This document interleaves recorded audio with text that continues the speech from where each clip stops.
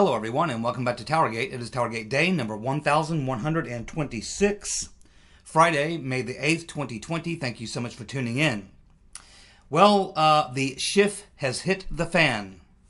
Yes, that's right, my friends. The shift has hit the fan big time, and unless you've been living under a rock for the past 24 hours, you know exactly what I'm talking about. So let's go ahead and go through this, but just so you know, as I'm coming to you now, it's about 8:30 p.m. Eastern Standard Time, Thursday evening. This is still a fresh story. It just broke about 3 hours ago. And as you know, whenever a story breaks like this, you get a lot of information comes out in the first 24 hours. Some of that information will turn out to be incorrect. And it will take for such major events that happen, not just the main event, but several other events that happened yesterday, it will take a week or two just to totally unpack everything that happened in the last 24 hours.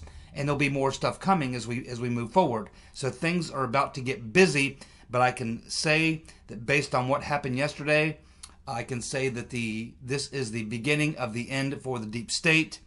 This is the first shoe to drop, and from this point forward, things are going to start moving very quickly.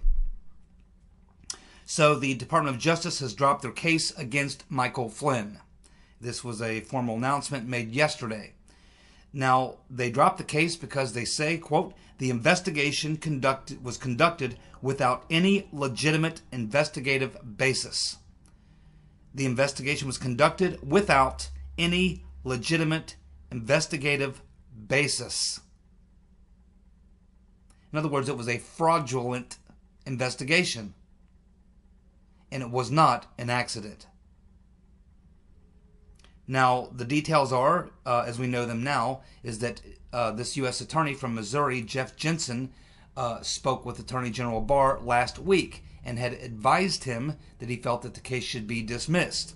And of course, yesterday, or day before yesterday now, he sent a formal letter outlining his reasons and all this sort of thing to Attorney General Barr. And so yesterday they made it official to dismiss the case against General Flynn. Now, as you can imagine, right after this came out, all the media networks who are in total, complete meltdown and spin control. And they're completely spinning it that, hey, you know, this is a travesty, all the things that you would expect that they're going to say, that Michael Flynn admitted to lying, and the whole nine yards are spinning their asses off. They don't know what to do about all this. But I'm really surprised at this point that they didn't come clean. I mean, they should know by now the gig is up. I don't know how long they think that they can keep up this facade without people seeing through it, but what little bit of credibility, the 1% that they had, they're going to completely lose that as well. This whole thing could likely just literally destroy quite a few media organizations because they are on the wrong side of history, the wrong side of the facts and the evidence. And that is where this is going to be decided, on the facts and the evidence. And those are on the side of Attorney General Barr, John Durham, and the President. So Andy McCabe was the first one to run his chops over there on MSNBC. So he basically says that McCabe says that this was pure politics designed to please the President. Pure politics designed to please the President. Well, Andy, you haven't seen politics yet, because you're going to be playing a little bit of politics of your own as the circular firing squad now takes its position. You're going to be so busy defending yourself from the Department of Justice, the CIA, other people in the FBI, and everyone else you can think of. A lot of people you thought were your friends are about to turn on you and stick a knife in your back. You haven't seen politics yet, Mr. McCabe. Lawyer up. Then we had the dishonorable former director of the Federal Bureau of I'm With Her, the despicable Jimmy the Weasel Comey. He made his Twitter presence felt. He comes out and tweets out a tweet and says that the DOJ has lost its way. But he says, but career people, please stay because America needs you. The country is hungry for honest, competent leadership.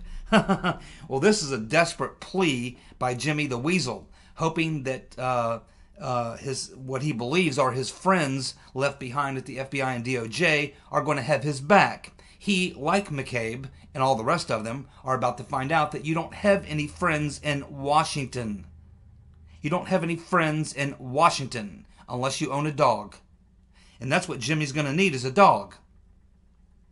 Because I promise you that those so-called career people, many of whom have already been fired or quit or moved out, the ones that are left remaining who got sucked into this or are a part of it are either going to be charged with crimes or they are going to turn against you, Jimmy, and they are going to turn state's evidence against you to save their neck. These people are not going to stick their neck out for you, for Andy, or for anyone else in that corrupt top tier that's responsible for the coup and everything else that goes along with it, including the Flynn situation. And remember, Jimmy, we've got the video clip.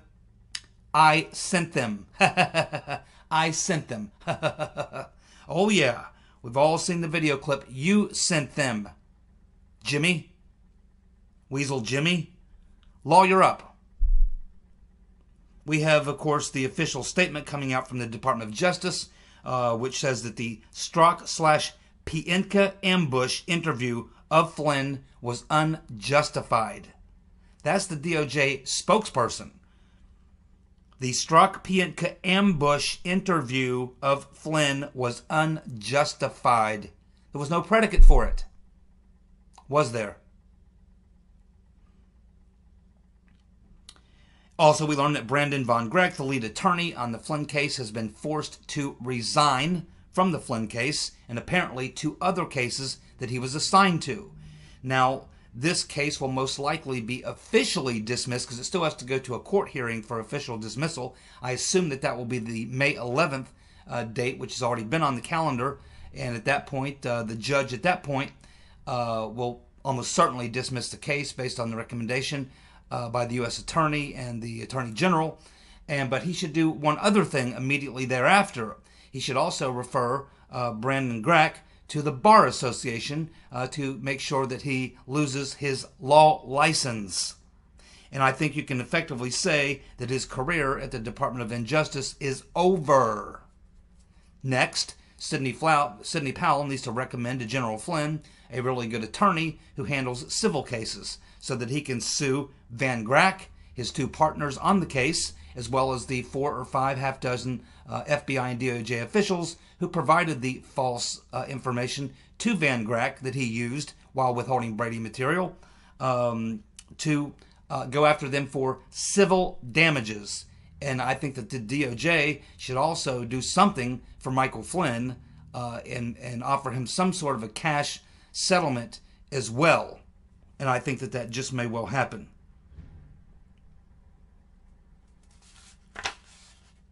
So there is a lot going on with this, and we also understand that there's more information that still is going to be released on this. So again, this is a breaking news story right now. There'll be a lot more to come out. There'll be a million different opinions and you can expect, what people are going to say, whether they're Democrats, Republicans, the fake news media. They're all going to take their positions and have their say. But ultimately, the facts and the evidence are going to decide who comes out of this thing looking like they still have some credibility, and those who will come out of this thing looking very, very bad. Some of these people should probably keep their mouth shut and lawyer up, but they just can't do it. Now, I could go on this for quite a while, but there's so many other stories. Let's just go ahead and move on. Well, as you know, of course, yesterday, the bug-eyed fool, Adam Schiff for Brains, released all 53 of those transcripts that were conducted in 2017 by Devin Nunes and the House Intelligence Committee. And, of course, the first bomb from those releases has already dropped. And there's going to be a lot of information. There's 53 transcripts, interviews to go through. It's going to take a couple of weeks. And I can assure you there's going to be some unbelievable bombshells here. And there's also going to be a lot of lies that were told. Because remember, these interviews took place in 2017. So that's quite a while ago. And a lot of the things that we know now, we didn't know then. And a lot of the people who testified back then maybe thought a lot of this information would never come out. So a lot of these people probably lied in their testimony, and this will be obvious as we begin to review the transcripts. Some already have, and the first bomb has already dropped. You're not going to believe this one. If you haven't already heard this, get a grip, because here it comes. In her transcript, just one of the many things that Silly Sally Yates said was that, and this is her official testimony under oath, that she learned of the Flynn Kislyak phone call directly from Obama himself. Silly Sally throwing Obama under the bus, just like Brennan. And this is what they're all going to do. This is all of them thought this was their get out of jail free card. Was they could all say, hey, I was working for the president and I was directed to do what I did by the president. And if the president says to do it, it's legal. That's what Dick Cheney told Richard Nixon. Didn't work out very well for Nixon, did it?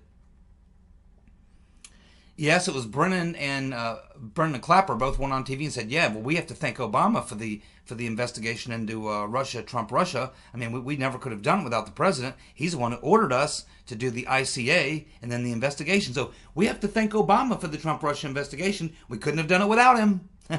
That was those guys sending Obama a message. And other people don't send a message, hey, if you try to take me down, I'm taking down Obama with me. And this is exactly what Silly Sally is doing. Testified that she learned of the Flynn Kislyak phone call from Obama himself, and that was in the January 5th meeting. So what happens now, we know, in the January 5th meeting, according to Silly Sally, is she's in this meeting, and it's Silly Sally, Obama, Biden, Rice, Comey, Clapper, and Brennan, and Susan Rice. And they're having this meeting, and then when that meeting's over, when Obama excuses them all, he excuses everyone but Comey and Yates. At which point, he then tells Yates, Obama, about the Flynn Kislyak phone call. She further testifies that she feels, based on the information she was getting from Obama, that he was aware of the fact that they had wiretapped, or had a wiretap on the Flynn Kislyak phone call. So Obama was well aware of the fact that they had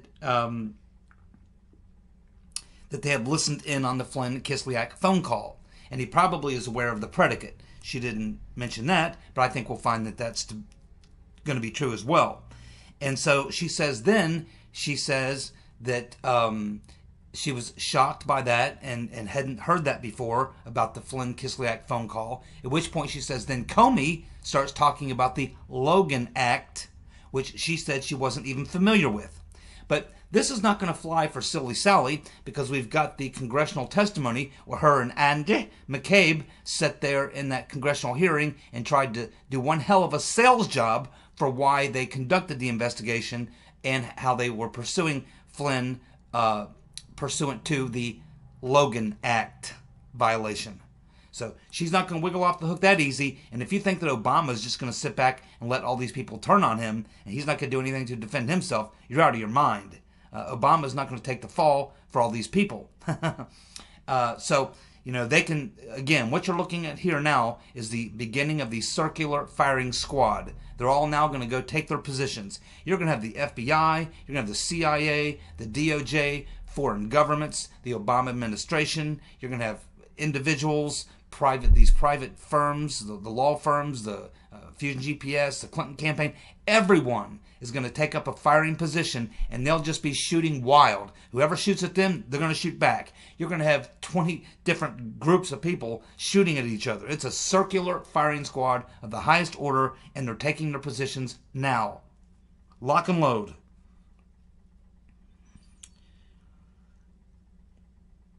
Now, we also are getting a report that what happened here was that the reason that Schiff released those 53 transcripts yesterday is because he was told, apparently by Grinnell's office, that Schiff was told, if you don't release them by the close of business on Thursday, then Friday morning, first thing, the ODNI, Rick Grinnell, is going to release them. Not only that, but Rick Grinnell, it's being reported by some media people that he was seen leaving the Department of Justice yesterday afternoon, late in the afternoon, and apparently he dropped off a briefcase full of documents and other records to the Department of Justice, and it's expected that that information will be released possibly today, Friday, or sometime early next week. He's got a lot more than just what Schiff released, and he's letting it all go. Could be as soon as today or early next week. There's much more to come. Now, in response to all this, we have the Penguin, Jerry Nadler, completely coming unhinged and saying that he is going to hold a hearing with Attorney General Barr ASAP over the Flynn dismissal. Now, there is nothing that Attorney General Barr would like more than to spar with the Penguin. First of all, because he's like 1,000 times smarter than the Penguin. Second of all, because he's got the facts and the evidence on his side. There's nothing that would entertain Bill Barr for an afternoon. Nothing he would love more than to spar with the Penguin. I mean, he probably will put that on his schedule ASAP as well, because there's probably nothing he would enjoy more than that kind of entertainment. You probably could, if you would ask Bill Barr, is there anything could be more entertaining, anything he would love to do, anything more than having a couple hours with Jerry Nadler in an open hearing to discuss the merits of this Flynn case? I'm sure you would be hard pressed to find him to have anything he could find that would be more fun than that. I mean, that is the ultimate and a good time for. Remember, Barr is into this kind of thing, so this is the ultimate. It's the perfect setup for Barr. I mean, he couldn't ask for a better setup. He's got the facts and the evidence and the law on his side, and he's being matched up with a half-wit like the Penguin. I mean, this is like a gift to Attorney General Barr. He couldn't have. This is exactly what he would want. He would love to be. This is what he wants. He wants to sit in front of the TV cameras and open hearings and explain exactly the law, the facts, and the evidence in an open hearing. And he can just destroy Nadler and all the Democrat cronies on that committee. And keep in mind, there's some good Republicans on that committee as well. And you can bet that they're going to be throwing pitches to Attorney General Barr that will be grand slams. I guarantee you, Barr will hit multiple grand slams in that deal. So I pray to God, and I'm sure that Attorney General Barr does as well, that the Penguin is actually stupid enough to follow up on that threat. Oh, man. Man, you talk about stepping in it. We had Lindsey Graham. I think he had gotten a heads up. In fact, he did. He told Sean Hannity that the day before that he had been given some documents by Attorney General Barr, and he knew that there was something big about to happen. But we actually had Lindsey Graham on Sean Hannity the night before saying that the entire Mueller investigation was illegitimate. The entire Mueller investigation was illegitimate. Illegitimate. Coming directly from Lindsey Grahamnesty. Now, when you got Lindsey Graham, who defended Mueller the entire time that thing was going on, now coming out and saying that the entire Mueller investigation was illegitimate, what's he really saying here? It was unlawful. It was unlawful. And the only other verb missing here would be the word knowingly. Knowingly illegitimate. Knowingly unlawful. They knew. They knew a long time before the Mueller investigation ever began that there was no Russia collusion or any crimes of any nature. It was purely an obstruction of justice trap being run by Uncle Bob, the executioner.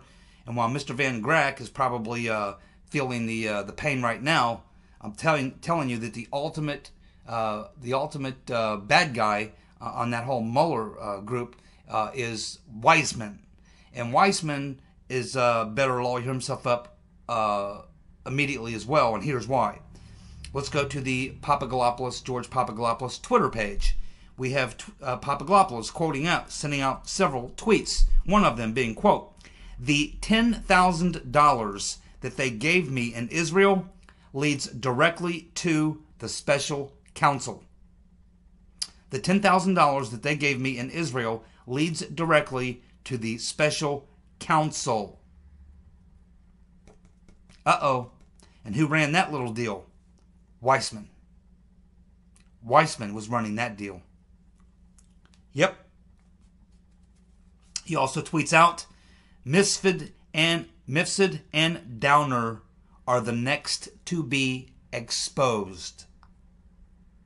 Mifsud and Downer are the next to be exposed. Now keep in mind, Papadopoulos just admitted or told Sarah Carter that he has interviewed with John Durham.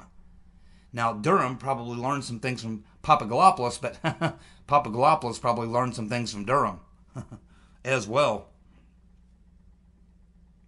Papadopoulos also is saying now that after reviewing the transcript that he knows exactly who the informant was in his case.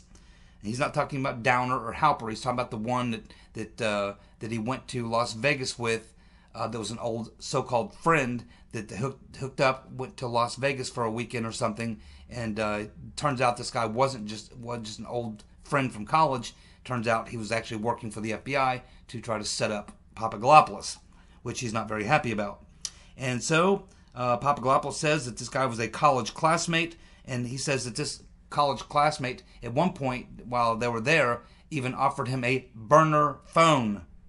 He says, quote, "I'll get you a burner phone from a random gas station so you can't be traced." I'll get you a burner phone from a gas station so you can't be traced.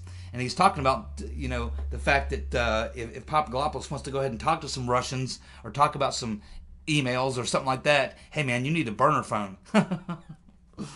Yeah, right. It would be a phone given to him by the FBI. And they'd be listening to the whole thing. Fortunately, Papadopoulos once again never took the bait. Why would I want a burner phone?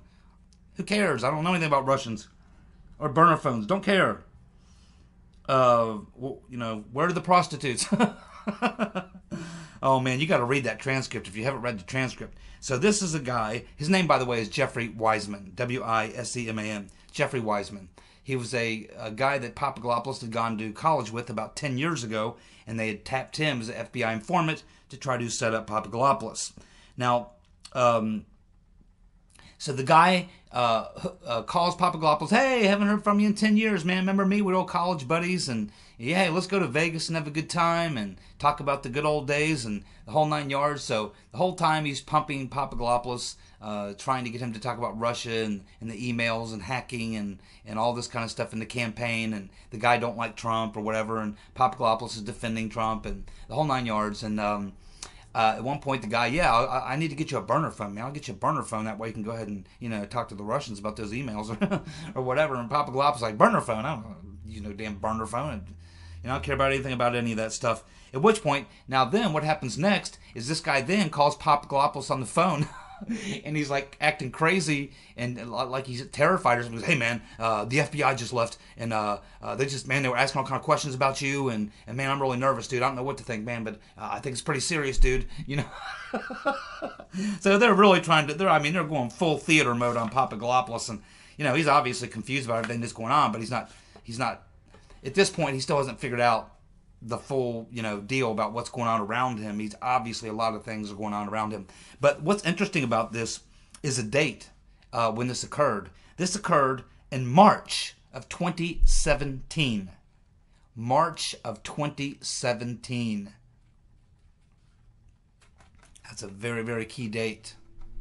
A lot of things happening right there between January and May of 2017. Those 5 months are absolutely crucial because that's where the coup plot. Trump's won the election. Now they got a problem. They got to take him out, and that's when they went back and started doubling down on everybody. At that point, they had to go back and rework the same people because they really hadn't gotten anything that they needed.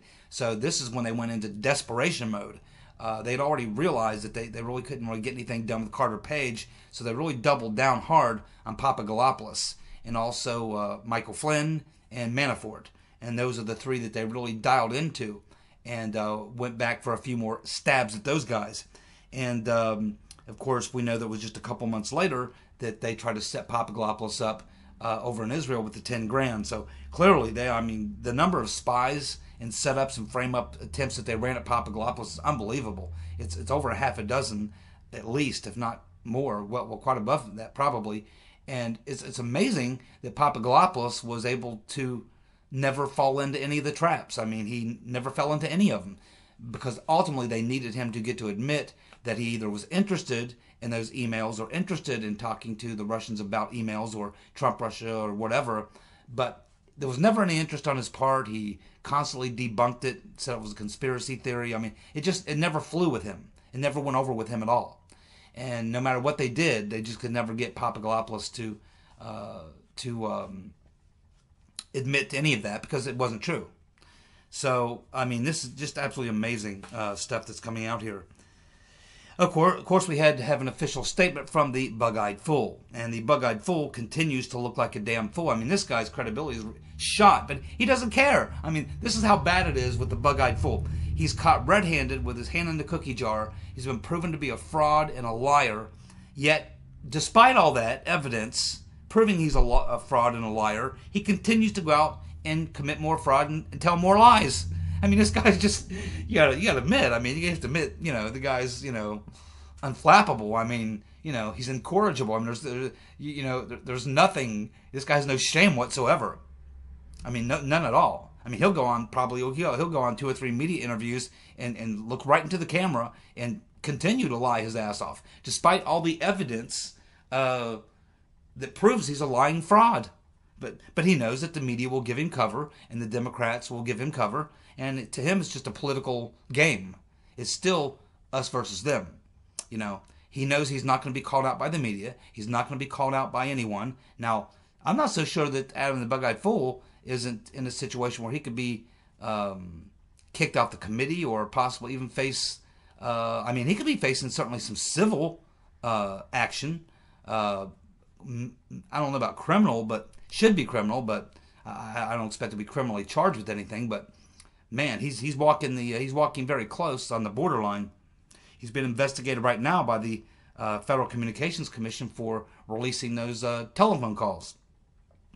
But anyway, the Bug-Eyed Fool makes a statement saying the dismissal does not exonerate Flynn, but it does incriminate Bill Barr. The dismissal does not exonerate Flynn, but it does incriminate Barr. Bill Barr has to be laughing his ass off. Now, he knows exactly what type of response is coming from the Democrats. He doesn't care. Nor does Durham, nor does apparently this U.S. Attorney Jeff Jensen, obviously, is straight up, stand-up guy. He doesn't care. Trump certainly doesn't care.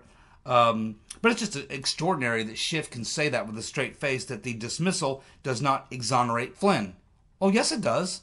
If the Department of Justice dismisses their case against you, then that pretty much exonerates you, right? But it does incriminate Bill Barr. No, it doesn't. It doesn't incriminate Bill Barr. Bill Barr is the Attorney General. He is not the one who did the investigation. He appointed this U.S. Attorney, Jeff Jensen, from Missouri. He did his investigation. He took his findings to the Attorney General, made his recommendation, and the Attorney General went forward with his recommendation. That's what happened. But the Bug-Eyed Fool doesn't care about facts and evidence and truth. He is in the muckraking and fear porn. He's in, you name it. Whatever it is, he's into it. He's a strange individual. And but I think his act is just about up anyway. I don't think we have much longer to put up with him. Well, we find out now that Tara Reade has now secured legal counsel. Not just any legal counsel, but this guy Douglas Wigder. And who is he? Well, he's the guy who represented some of Harvey Weinstein's accusers, and he was also a Blasey Ford advocate. And now he's representing Tara Reade. And of course, she just did a exclusive interview with Megan Smelly. And that interview is going to be coming soon. Now that's going to be bombshell. Very, very damning. And once Megan Smelly does this interview, we already know that in the interview, Tara Reade's going to call for Biden to step out of the competition, to step down and as a nominee. This is going to get millions and millions of views. It'll be, Megan Smelly still draws a good 10, 20 million people on a major primetime broadcast. I assume it's on Fox. I don't know, but whoever she's working for, it'll get a lot of views, and it'll of course be on YouTube. It'll be tweeted. It'll be all over media, sound bites. I mean, this is going to take the Tara Reade thing to another level. And as I said, this is not going away. And, you know, the excuse that the Democrats are using is, well, she could be telling the truth. Maybe she is, maybe she's not. But it doesn't matter. We're going to vote for Joe anyway. Remember when it was Kavanaugh, it was like, yeah, well, this is a job application. Remember that? Well, as I was talking earlier about the circular firing squad, we have another person who's just loaded up and pointed her weapon, and now she's firing. This also is coming from the new releases from the 53 transcripts. This is breaking news here. It looks like in her testimony, Mary McCord, who's crooked as a dog's hind leg, Mary McCord, she was in cahoots with Michael Atkinson in the Ukraine hoax and various other things. So Mary McCord has just dropped the bomb on Andy McCabe and others. Mary McCord says in her testimony that it was McCabe who first raised the Logan Act violation by Flynn, and General Counsel James Baker, Tash Gohar, Trish Anderson, and Bob Litt, L-I-T-T, were the driving force behind targeting Flynn over the Logan Act. Mary McCord, her testimony. McCabe, James Baker, Tash Gohar, Trish Anderson, Bob Litt, the driving forces behind targeting Flynn under the Logan Act. That's not good.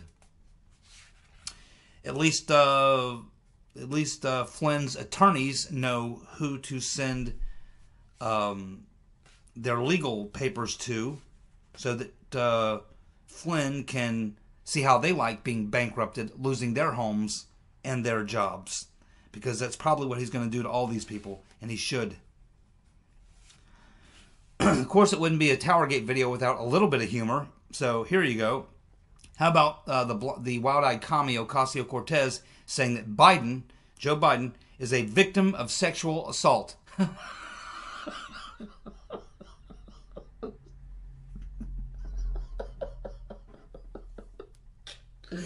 Biden is a victim of sexual assault.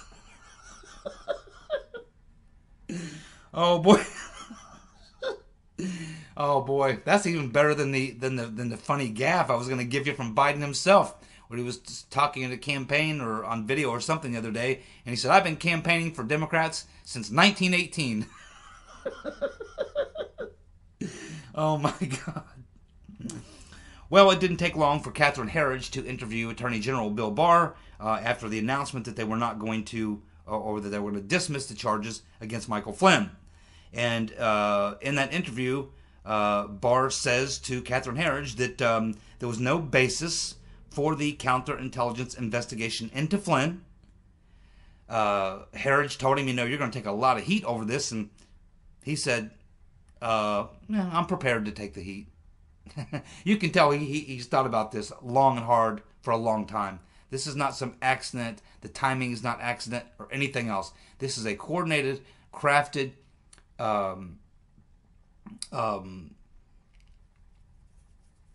plan, I guess you would say, by Barr, Durham, Trump on how to do this. As I told you 2 or 3 weeks ago, they know they can't just come out in one day and just drop this nuclear bomb on the country.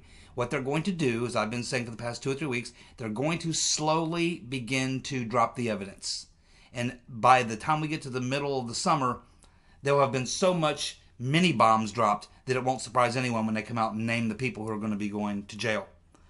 Assuming they ever go to jail. My guess is they're going to try to make sure none of these cases ever go to trial. They're probably going to go for plea agreements. And I think that they'll probably go for some sedition charges as well. Not treason. Can't do treason. You'd need a foreign power colluding with the FBI, the DOJ, the Clinton campaign, and you don't have that. But you do have sedition.